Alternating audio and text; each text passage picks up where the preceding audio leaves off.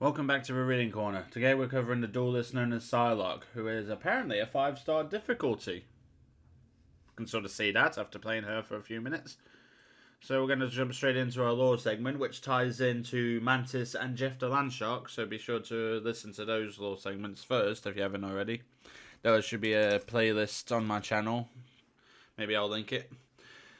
In the meantime, this is Acanti Tales. Then, Sai stood of an ancient forest and watched it burn. She had not wanted to leave so much destruction in her wake, but the stoic warrior knew all too well that, when demons rise, sometimes there is no other option but to reduce the world to ash. For months, the people in the small village at the base of Mount Cheryl had been terrorized by a horde of insect-like demons that skittered through their city at night, stealing away innocent villagers. An elder of the village had heard of the tale of Sai's triumph against the Oraki and thought that, if anyone could bring these demons to justice, it would be her. Sai soon proved that she lived up to the legends, locating the hive of this strange insect brood in a cave at the top of a mountain. She sent in her faithful companion, the wolf named Logan, to lure them out. When the beasts emerged, Sai was waiting, psionic swords drawn and at the ready.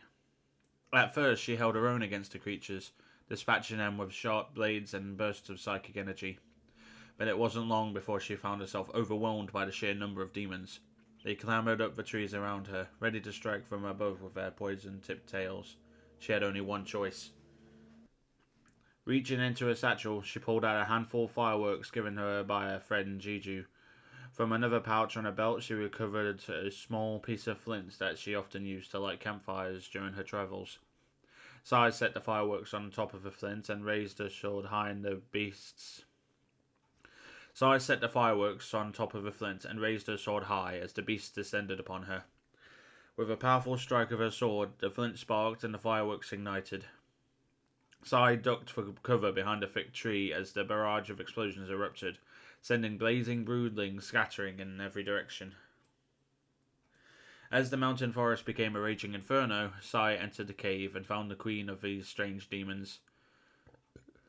It took every ounce of skill and training to avoid becoming the hideous creature's next victim.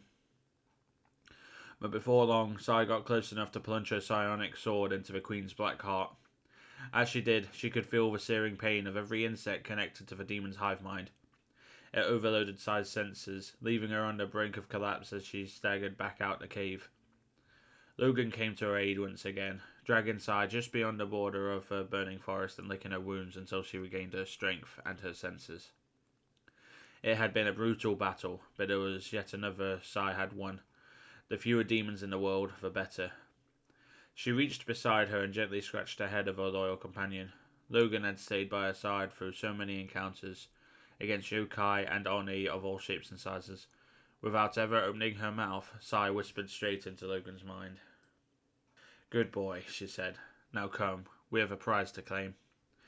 Sai pulled her round sedge hat up onto her head, covering her purple hair as she began to walk away from the flaming trees and back towards the village at the base of Mount Shiro. As they got closer to the village, Logan sniffed the air frantically and began to growl. "What's the matter, friend?" Sai asked. But mere moments later, she had her answer. A strange doorway opened directly in front of her, as if out of thin air, and a mysterious figure was about to cross through from the other side. Sai went to reach for her sword, but before she could draw the blade, she felt a pain surge through her body, unlike any she had ever experienced before. It was as if she had been hit by Hulk Maru himself. Perhaps the demons have finally gotten their revenge, she thought to herself. It was only a matter of time. Logan howled as everything faded black. "Now." "What's on your mind?" Mantis asked Sai. Sai knew full well that the strange woman named Mantis had mental abilities similar to her own. She could have easily read Sai's mind if she had wished. However, Mantis generally seemed to want to respect a new friend's boundaries. Sai appreciated that. "Where I come from," said Sai, "and where we are going." Much time had passed since that fateful day on Mount Cheryl. More time than Sai cared to remember. When she awoke, she had found herself trapped inside of a heavily reinforced enclosure, part of a display in a strange alien menagerie. Its benefactor, an elder of the universe known as the Collector, had gathered countless species from across space and time so that his patrons could stare at the rare and deadly creatures from the safety of the other side of a glass. Psy wanted nothing more than to be free, to find her way back home to her own world, to Logan, and she would finally have her chance when her fellow captive Mantis staged an escape attempt. Along with Mantis and other strange creature, the unusually cute quadrupedal shark named Jeff, Psy fought her way through the collector's theme park to a vessel that was able to sail through the stars. She had no idea where she was now or how to get back home, but at least she was free of her captor's clutches. Or so she thought. "Marr!" Jeff shouted as he ran to the cockpit of the vessel and nudged Mantis with his blunt nose. "What is it, Jeff?" Mantis asked as Jeff turned and darted towards the back of the ship again. "I think he wants us to follow him," Psy said as she started to realise how much Jeff reminded her of Logan. Jeff led Psy and Mantis to the rear of the spacecraft and jumped up on a console so that he could see out the large viewport. He started motioning frantically with his front feet, pointing out the window. "I don't see anything," Psy said as she gazed into the dark void of space. There was nothing behind him but darkness and a bit of debris. "I don't think it's what he saw," Mantis said, her hand placed against her temple and closing her eyes. "It's what he felt. Someone is following us." Psy took a moment to focus her mind, and she felt it too. Then she heard it inside of her head, the clatter of alien voices growing ever closer. She did not understand how anything could soar through space, but if she and her companions had managed to do it so easily, perhaps others could do the same without being detected. Just then, a massive ship materialized behind him, 10 times larger than the small craft they had stolen. On its hull was the same marking that Psy had seen throughout the theme park that she had just escaped, the crest of a collector. Mantis raced back to the ship's cockpit and grabbed a hold of the throttle with one hand. With the other, she began to frantically press buttons. Jeff meowed with excitement. "I learned this trick from Peter Quill," Mantis said as their tiny ship lunged forward, reaching its top speed in nanoseconds. "Don't tell him I stole it." "I do not even know who that is," Psy reminded Mantis. "Well, hope you get to meet him," Mantis said, "if we manage to survive this." Mantis pushed their small vessel beyond its limits, but the collector's battleship somehow managed to keep up with its pace. Pulling sharply on the ship's yoke, Mantis diverted the craft into a belt of floating debris, narrowly dodging giant rocks, and the scrap from other ships that weren't fortunate enough to have such a deft navigator at their helm. Emerging on the other side of the asteroid field, Psy was caught off guard by what she saw ahead of him. Not the collector's battleship, but something nearly as large. And it was alive. "Yokai," Psy whispered under her breath as she studied the enormous whale-like creature floating in front of her. "No," Mantis replied. "Acanti." Mantis touched Psy's shoulder, and the warrior's mind was flooded with images of spectacular space whales, travelling in pods and singing rapturous songs that echoed throughout the cosmos. Mantis had clearly encountered these majestic creatures before during her travels with the Guardians of the Galaxy, and now she was sharing all of her experiences with Psy via telepathy. But this lone Acanti was nothing like the ones in Mantis' mind. It did not sing in joy, but rather it wailed in pain. Even Jeff could hardly bear to hear the beast's mournful cries. Mantis reached out to the Acanti with her powers, letting it know that she was a friend of its kind, and that she was in danger. She begged the creature for its help, and promised to return the favour in any way she could.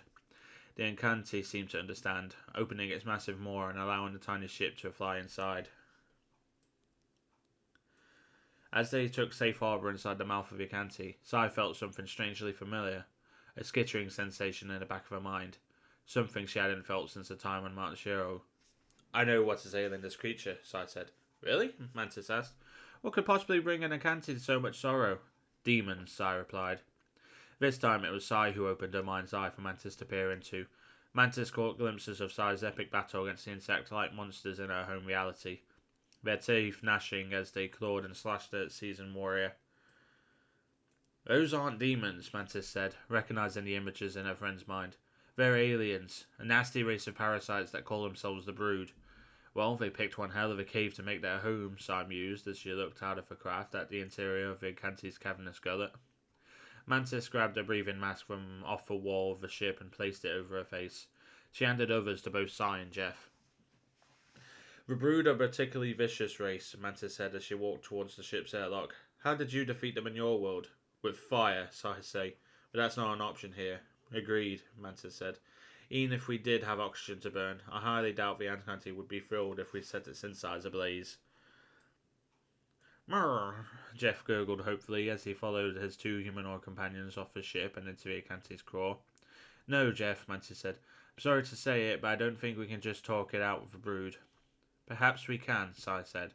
The last time I encountered these creatures, I was able to momentarily connect with their hive mind. I see where you're going with this, Mantis said, but we need to find the brood queen if we want this to work. Murr, Jeff said, raising down Acanti's tongue and off into the distance. Mantis and Psy looked at each other and shrugged before turning to chase after their thinned friend.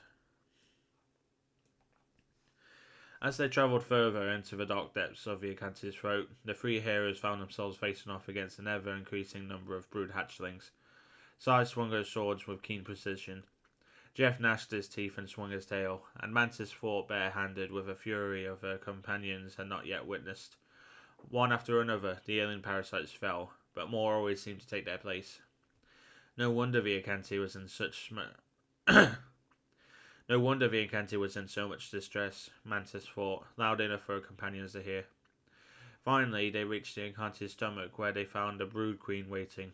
While Mantis and Jeff fended off more hatchlings, Psy dodged and weaved through the aggressive alien army as she made her way toward their mighty mistress. When she arrived, she readied a blade of pure psionic energy. Instead of piercing the broodmother's heart like she had done at Shuro, she plunged the psychic sword straight into her mind. There was something Psy wanted the queen to see. No, to feel. With her free hand, Psy touched the inner wall of the Acanti's stomach, acting as a conduit between the creatures. She transferred the Acanti's pain and sorrow into the brood queen's insect brain, sending waves of war emotion rippling across the alien hive mind. It was too much for the malignant monarch and her minions to handle. The remaining brood spread their wings and took flight, following their queen back up the Acanti's throat. The Acanti opened its jaws just wide enough for the brood to make their escape into the void outside. The massive beast let out a triumphant cry that echoed through its insides as its unwanted guests finally dispersed into deep space. After the battle, Mantis communed with the Acanti, asking it to provide them a safe ride back to the intergalactic empire of Wakanda. The colossal creature gladly obliged, as a way of showing thanks for ridding it of its parasite problem. Along the way, Jeff even gave the Acanti a nice thorough dental cleaning as a sign of mutual respect. Before they would reach Wakandan space, however, Mantis intercepted a distress call from her fellow Guardians of the Galaxy, Star-Lord, Rocket, and Groot. Their ship had crashed on an alien world called Glentar, home to a species almost as parasitic as the brood. Mantis knew where she had to go next, and it wasn't Wakanda. Psy and Jeff were prepared to join Mantis on the next leg of their journey when Psy suddenly heard a new cry echoing in her head. A powerful voice unlike any she had ever heard before. Strange, but so familiar. It uttered 4 simple words. To me, my X-Men. Though she did not know what the words meant, she knew that she would have no choice but to answer the call. As images of a living island on the other side of the universe filled her mind, Psy could feel her soul that this mysterious place was home to others just like her. It might finally be the key to getting her back home again. Jeff nuzzled up against Psy's leg and let out a gentle purr. She had not expected to grow fond of this strange little creature, but battle didn't have a way of making strange allies. She reached down and gently rubbed her hand along the rubber spin on top of Jeff's head. Good boy, she said, whispering directly into his mind. Now, come with me. It's time we finally find the freedom we deserve. So yeah, that was the lore segment. Ties into Mantis, ties into Jeff the Landshard, even ties tangentially into Magneto's first lore segment when he's calling forth the mutants. Quite a few... Reading all of these like back to back, you find out quite how the stories are interconnected, which is going to make putting the playlist into order very interesting. It's already sort of all over the place, but anyway. Psylocke as a character is a very effective duelist. Again, the theme is back. With some practice, you can get there. Her main thing is literally run and gun attacks. So you dart in, deal damage, and then dart out again. Though that's how you use her most effectively. So she's got a stealth ability, she's got a dash ability. Her ultimate is literally doing heavy damage in a wide area. But the whole key around her is to dart in and close quarters briefly, and then dart back out. To use ranged attacks to reduce the cooldown, and literally just guerrilla warfare at its best. But yeah, thanks for listening, and I'll see you in the next one.